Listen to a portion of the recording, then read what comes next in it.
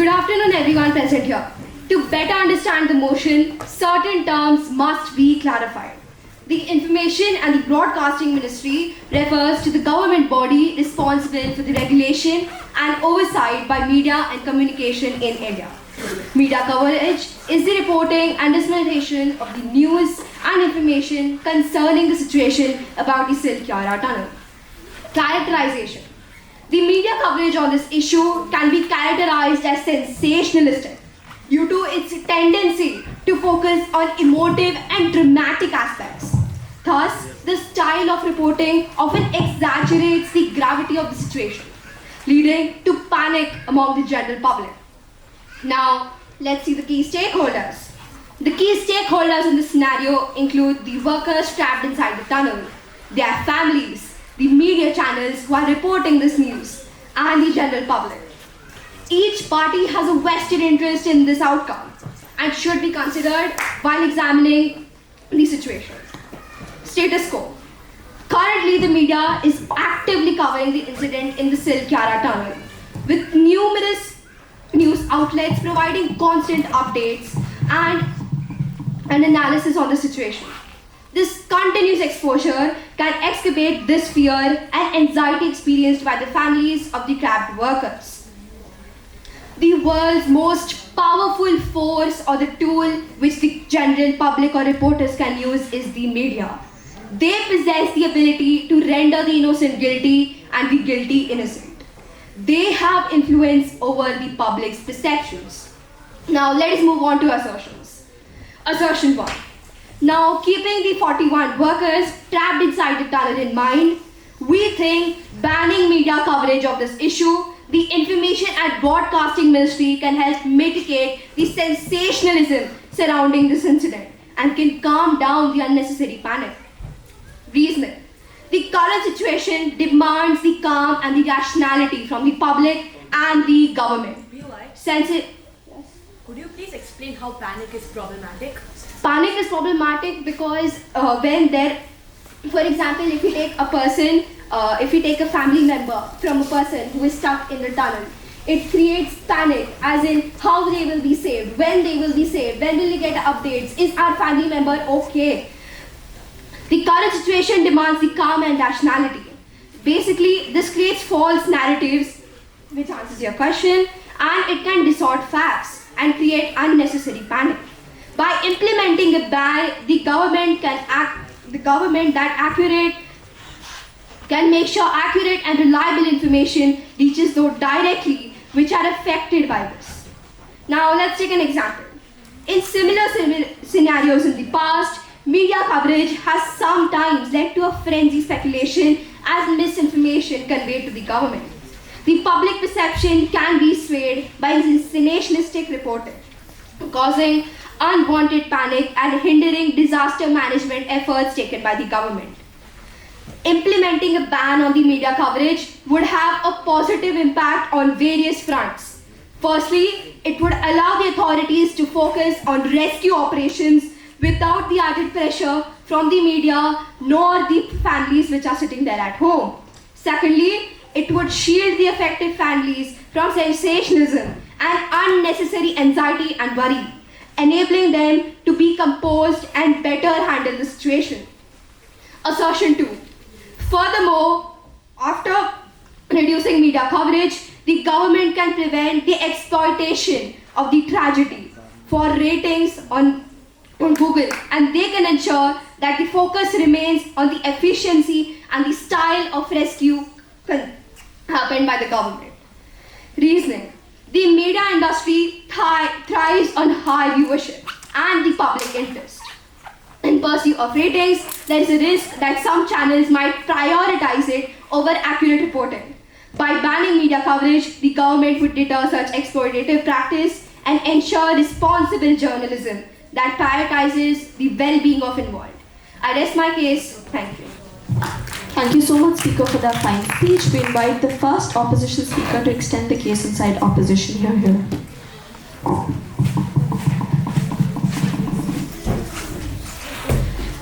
My name is Samar Sinha. I will be taking the POIs by a silent raise of hand. I will begin on the backward count of 3, 2, 1. Dear judges, imagine your relative has gone for an important social occasion. They haven't returned home for a week and you haven't been able to contact them. Who would you look up to help when the government is not responsive? This is exactly what proposition is suggesting when they say that media should be banned. When covering tragedies, the media should always be there to report the incidents which happen around the world, to create awareness and to let other people, especially relatives of those in the tragedy, to know what the scene's like. Today, Team Maharashtra will share that media coverage should not be banned when covering tragedies. On the contrary, it should be encouraged. India has had many tragedies over the years. Most of the time, the media covers these issues, and it is a good thing. It creates awareness for the relatives, for those who are involved in the strategy. I have 4 points to share on this topic, and the proposition is going back to the usual stance of banning media to hide their failures. We completely disagree with this, and now on to the points. Firstly, it invites help from all around the world. Secondly, media provides information for families. Thirdly, it puts pressure on the government to do something. And fourthly, it is responsible for media coverage. I will be explaining the first 2 points. Firstly, the media coverage which reports the incident helps spread the news about the problem and can also invite experts from around the world, since rescue might require certain skills which might not be there in the home country. For example, when a Thai football team was trapped in a flooded cave, the media in Thailand covered every single bit of the incident. Since it was spread all over the world, 3 experienced cave divers from the UK came all the way just to rescue them. Secondly, if the media did cover the incident, then some family members would possibly not even know what was happening to their relative. That would cause even more panic than if the media was reporting it, since at least the family members would know what was happening. In conclusion, media should be encouraged to cover tragedies for obvious reasons which we have proven. We need to understand that it can only be solved by letting it spread through the country and the world.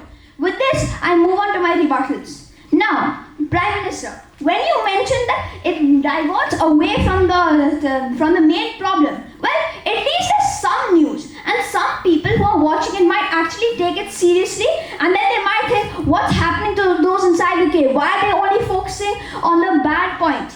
And when you mentioned that rescue workers might have even more, might be even worse and might have more pressure on them if the media is covering every bit of the rescue, well, let me remind you that rescue itself comes from the media. When the media spreads the story, then the rescue itself comes from when the rescue workers hear it.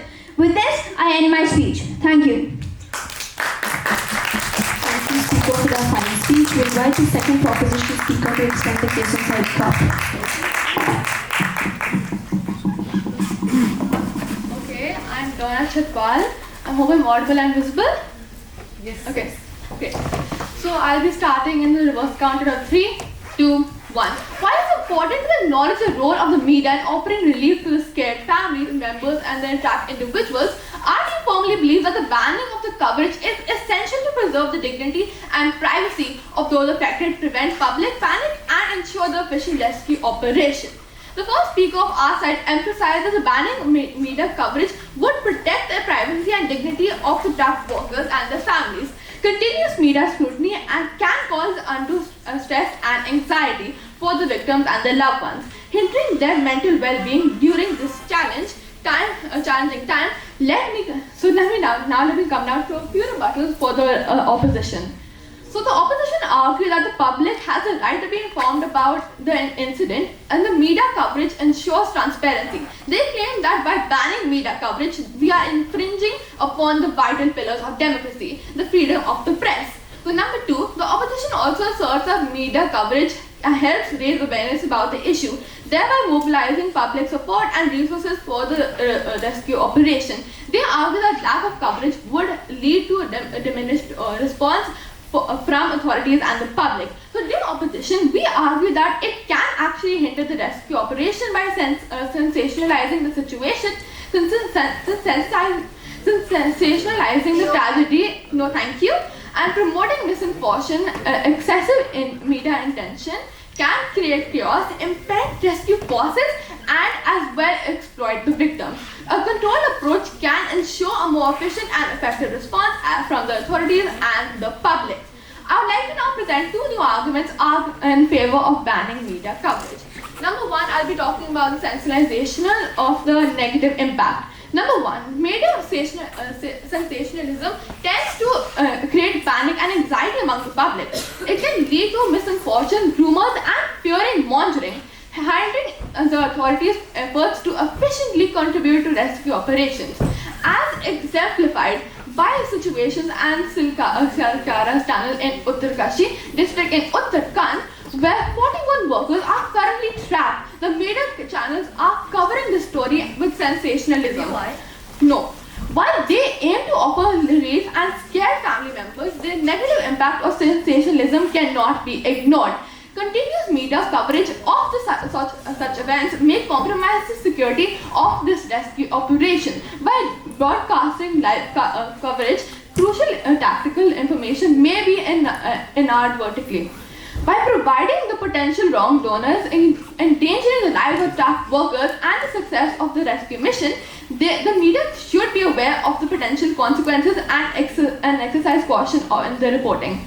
In this situation like this, it's important for the media outlets to provide accurate and verified information to the public.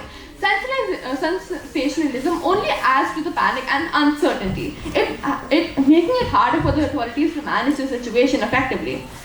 The responsible for reporting and can help in dispelling rumors, reducing anxiety, and providing the public with the necessary information.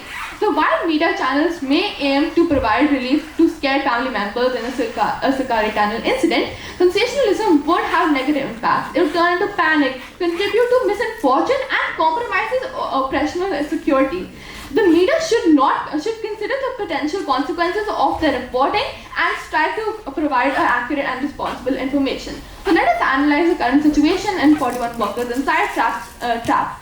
The minute by minute the news on television and radio, just imagine what the media can cover and lead to overwhelming public response.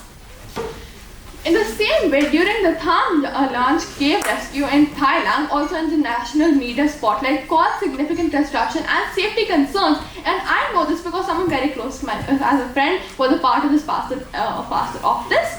But the focus should be the efficiently rescuing the trapped workers, not on media sensationalism.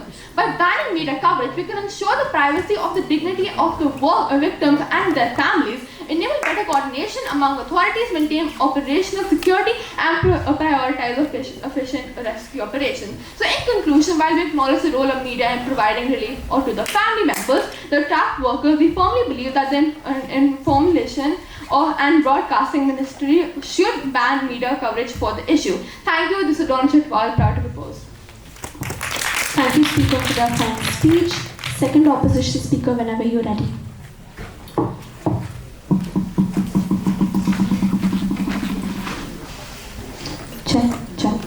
Okay, good afternoon everyone. My name is Avika and I'm the second speaker for Team Maharashtra. Just before I start, I would like to thank the panel for allowing me to present my case to you all. Okay, I'll begin on the reverse count of 3, 2, 1. Media and politics. 2 words. What is the first thing that has been drilled into our minds? Are we not intelligent enough to differentiate chalk from cheese? Well, let me give you a hypothetical situation. When there is an information gap for you, and the body responsible for providing that information to you is the government. Well, I would like to ask you, who is best placed to give you that information? While you ponder on that, I will just be throwing some more light on the other 2 points which my teammate mentioned.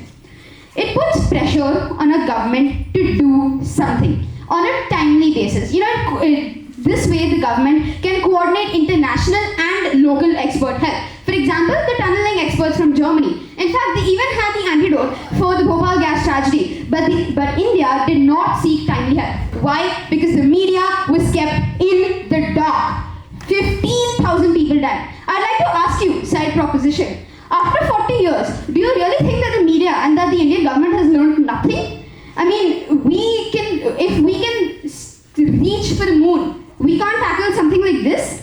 Grow up. This is a responsible and constructive coverage done by the media. Let's have the basic common sense to differentiate media coverage of a tunnel rescue as compared to a terrorist attack. We need to understand that the media has evolved. They know their responsibilities.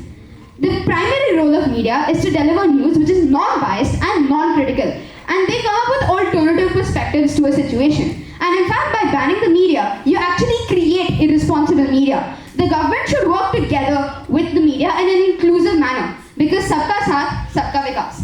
I'd like to move on to my rebuttal now. The first speaker nicely mentioned that the government body is responsible for the regulation and oversight of the media. Well, let me ask you, first speaker, where was this regulation and oversight during the Bhopal gas tragedy? It wasn't there at all. 15,000 people died. Can you please tell me where it was?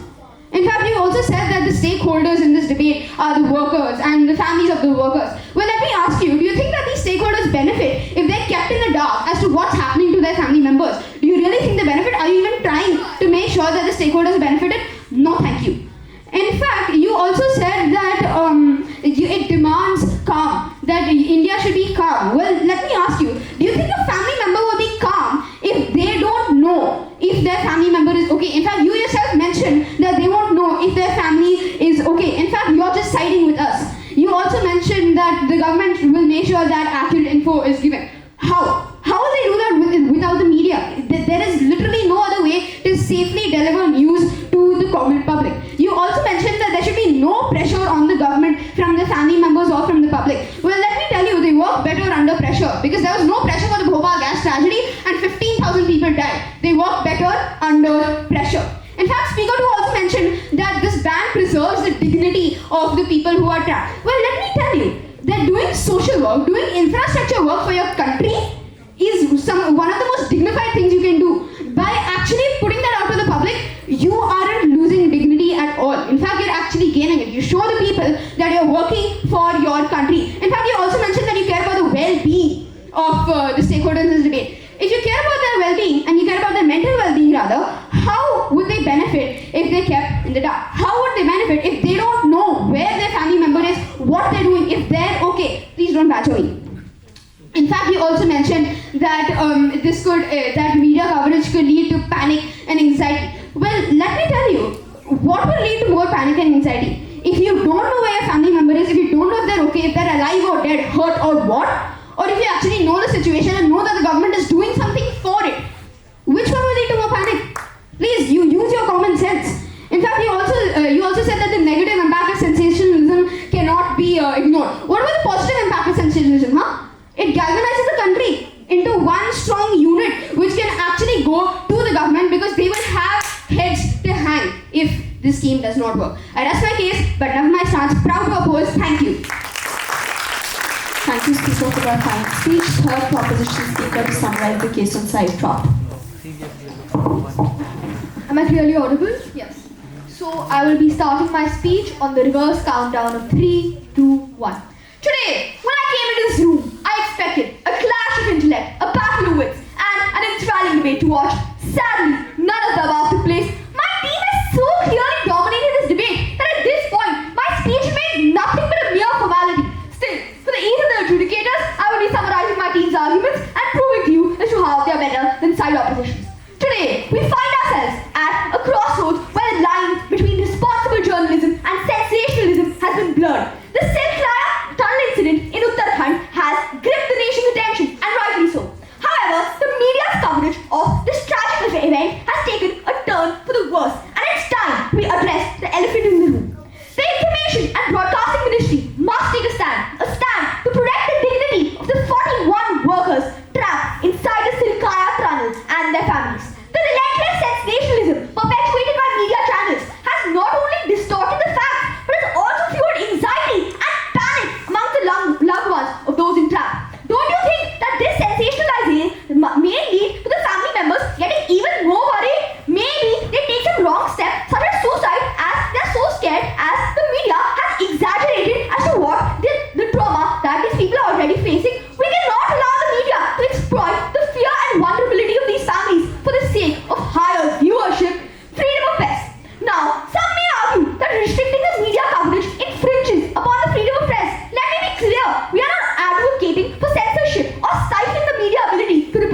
Instead, we are calling for responsible reporting that prioritizes the well-being of the infected individuals and their families over sensational headlines. Rebuttal 2. Counter-argument may be that coverage raises awareness and holds authorities accountable. However, we must question the ethics of a narrative that thrives on the dramatization rather than objective reporting. Responsible journalism can still shed light on the situation without resorting to fear-mongering tactics. Exploitation overreach. The media's dual approach of sensationalizing the Saketaram tunnel incident while offering relief to scared family members is nothing short of exploitation. It's manipulative to prey on the vulnerability of families for dramatic headlines while pretending to be their saviors, fear-driven ratings. The media's relentless pursuit of sensationalism is purely driven by the thirst for ratings and profit. By banning coverage, we are putting an end to a profit-driven narrative that capitalizes on fear and distress, prioritizing ethical reporting over financial gains. Rather than providing genuine relief, the media amplifies the trauma of those affected. Banning coverage ensures that we protect the mental well-being of the trapped workers and their families, sparing them from the unnecessary amplifications of their distress. Misinformation is worse than no information. By banning coverage, we mitigate the risk of spreading false information and baseless rumors which can further aggravate an already tense situation. While it is understandable that as a concerned parent, you may feel scared and eager to have information about what is happening inside, it is important to consider that a ban on media coverage does not necessarily mean a complete blackout on information. Exceptions to safety. In cases where safety is a concern, the Broadcasting and Information Ministry can make exceptions to provide updates, but this will not be provided through media as media sensationalizes things. The families will be provided genuine updates which will make them feel more calm than these media updates, and this will only be done when safety is a concern. There can also be alternate communicative channels. Instead of relying solely on media coverage, the ministry can establish alternative communication briefings to keep families informed about the situation inside. A ban on media coverage aims to protect the privacy and integrity of the workers involved. By avoiding sensationalism and unnecessary media stupidity, it helps create a safe and respectful environment that encourages workers to focus on their tasks without additional psychological pressures. Apart from that, I don't know why side opposition does not trust in the official sources. The ministry and relevant authorities are responsible for handling the issue and ensuring the well-being of the workers. Trusting in the official sources of information can alleviate anxiety. If you trust the official sources of information, it can alleviate anxiety and provide a more accurate and reliable source of information.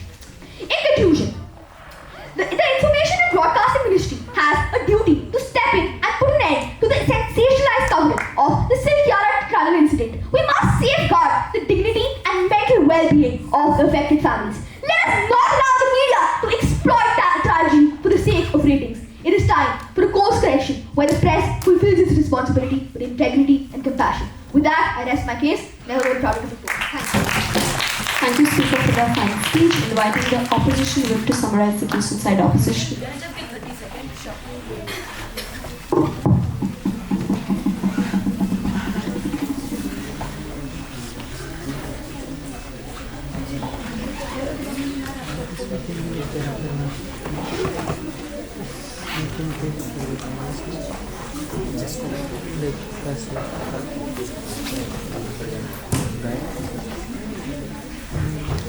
List नहीं हो जिसको पैसे लीजिए अच्छा बनी हुई है उसमें लीजिए या भी आठ नहीं सकती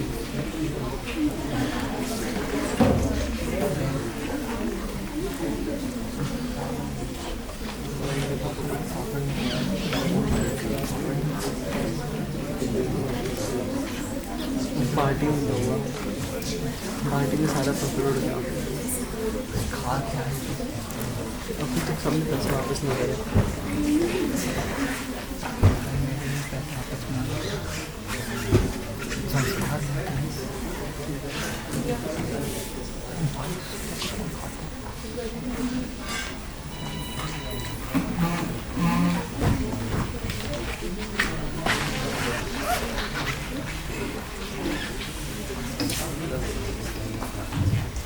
Check.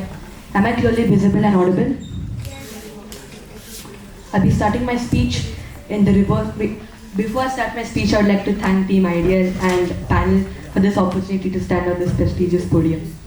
I'll be starting in the reverse count of 3, 2, 1. Panel, picture this. You know that your relative is trapped in a tunnel, but the adjudicator thought of voting for proposition. We all get very panicked, not knowing the situation. We crowd the scene. Government efforts going into calming us down and not rescuing the workers. Greetings to the House at large, esteemed judges and worthy opponents. What is the burden of this debate? To ultimately rescue these workers over any short-term panic. 3 things in my speech: rebuttals, weighing clashes, and analysis summary. Number 1. Their whole case was based on this one argument: panic. Relatives are either way going to be panic. It's not about them. In fact, on their side of the house, the panic is going to be even more when you don't know the current life situation. But what is different then? The fact that they are going to get international aid from all around the world. That's what's different. That's what's exclusive to side opposition. This is at least better than diverting all the attention to something else the news want to sell, right? The news always want to have something to sell, whether it be a cricket match or this. Panic is actually important, which PM failed to address. They said that panic will spread to the public, and I would like to thank them for mentioning this, because panic spreads fast. They didn't continue from here. Let me do it. At the point at which awareness spreads, foreign aid comes, pressure incentivizes the government to actually rescue, and there is responsible and constructive coverage. They are telling how we shouldn't trust the government. What did LO and DLO talk about the Bhopal gas tragedy? Onto my weighing mechanism. Number 1, urgency. Panel, you do realize how important this is, right? Every second counts over here. So opposition, with all the foreign aid, pressure on the government, responsible and constructive coverage, opposition takes this debate for the sole reason that we rescue them on time, unlike side proposition where the government doesn't have any underlying incentive, because there is no incentive to help them. If there is no pressure, no doubting citizens concerned about them, asking the government, why aren't you rescuing them? That's not, simply doesn't happen inside proposition, and simply they don't get rescued. Now, second, utilitarianism. Who actually benefits more people? Now, it's funny that they care more about everyone else, the short-term panic, than actually rescuing the people. Short-term panic. Well, let's be serious. For actually trapped rescuers, where every second counts to help them, to use media to grab every help. Prioritize, they talk about prioritizing other information. What information? The cricket match that happened during that incident? No. They are talking about protecting the dignity of the hard workers who work for countless hours behind the scenes for our infrastructure, our economy, our India. There is no more dignity on this. Their argument simply doesn't stand. Now, conclusion. The only argument that I have found among the midst of their unnecessary style was panic, which isn't true because it is important. Let me move on to my impact statement. We already proved to you on how our side of the house, sensationalization is not an issue because of live information for the families. Now, what does side proposition actually provide? Something substantial to actually solve the problem of this debate. Foreign aid, pressure where the government is incentivized to actually rescue these people, and responsible and constructive coverage. Whereas side proposition provides either 2 things: relatives who don't know what's going on, panic, and government efforts all goes into actually calming them down and not actually rescuing them, or everyone thinks that the most critical thing going on in the news is something like the cricket match. And for those reasons, opposition takes this debate for actually rescuing them and not just talking about how your speech doesn't matter to anymore. I rest my case but not my stance. Thank you for the fine speech. Thank you so much for this excellent round. All the judges will now be submitting the ballot. All the students, we request you to come down and just meet your parents. And thank you so much for this round. Can we have a huge round of applause?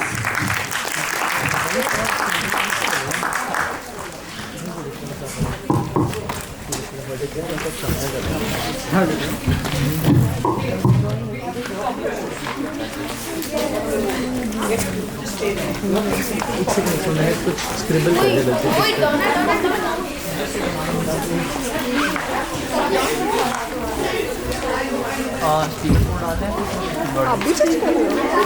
Hi, okay, we'll take the popular vote for the middle category finals. Do you have the sheets?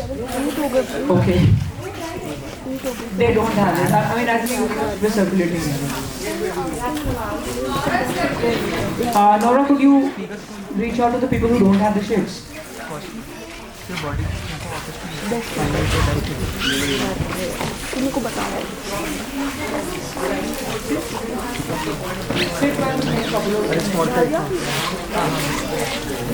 Middle लिखना है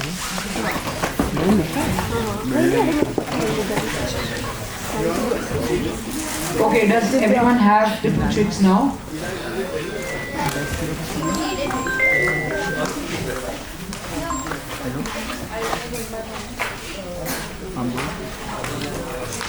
मैं Indian debating league अरे मैं समझ नहीं हूँ अबे idea का इवेंट चल रहा है डिबेटिंग इंडियन डिबेटिंग हाँ निकल रहा हूँ. Alright, whoever thinks that side prop took the debate, could you please just use the purple chit to indicate that? Okay. What you would count like 1? Yeah, just you need to count the cross check. सुन मैंने खाना भी मुझे खाना खाना है पहले तो. What do you think? Have you taken already? Yeah.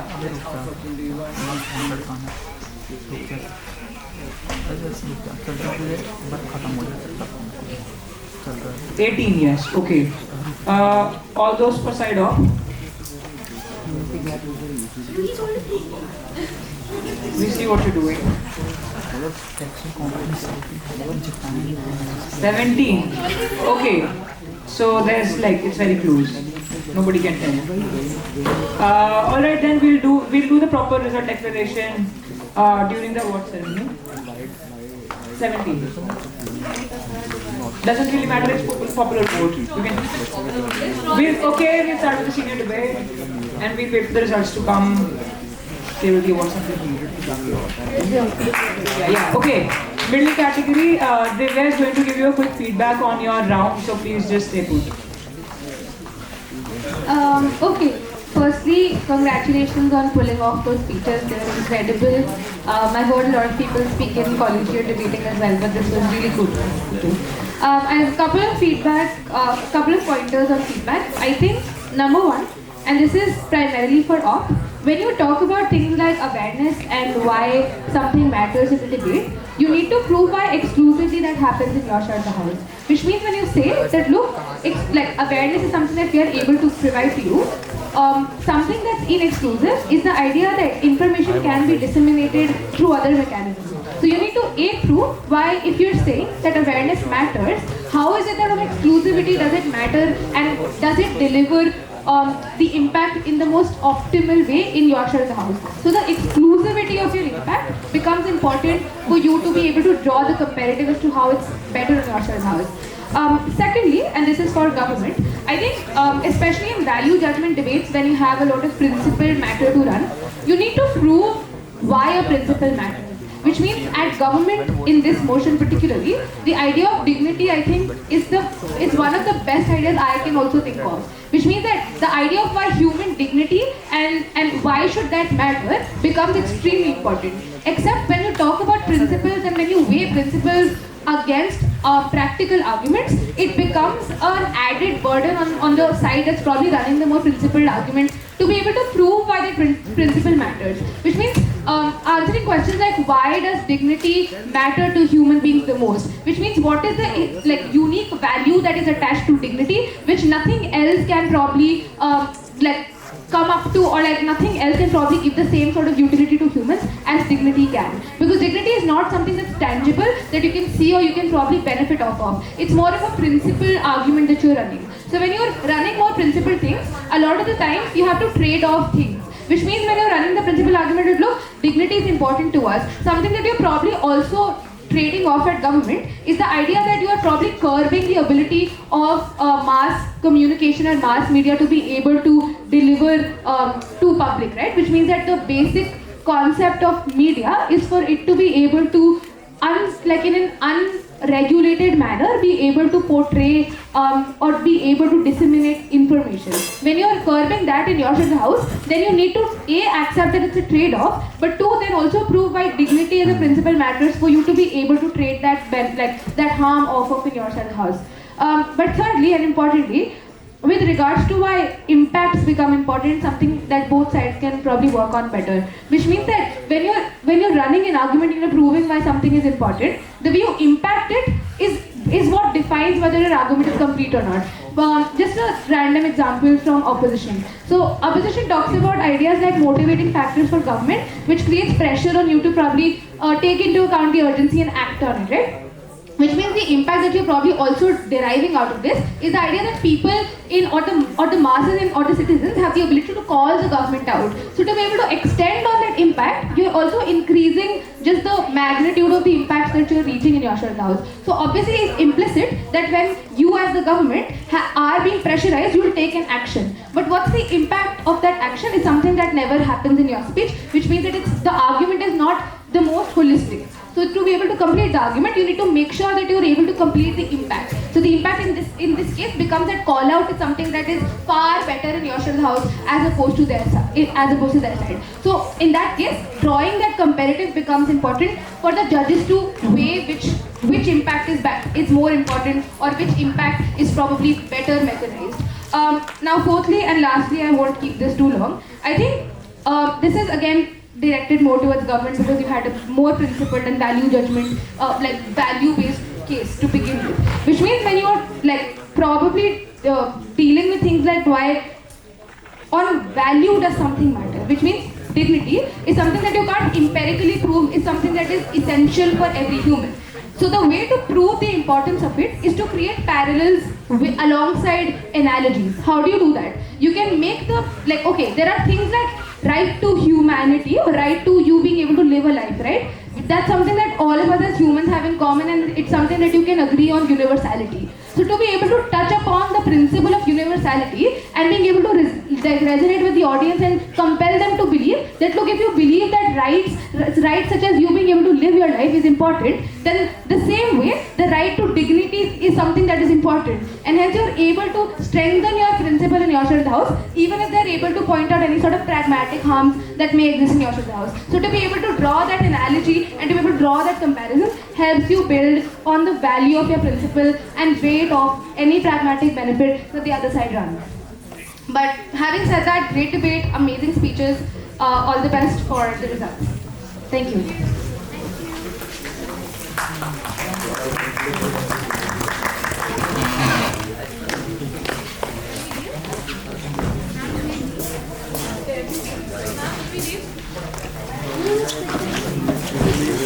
You can leave.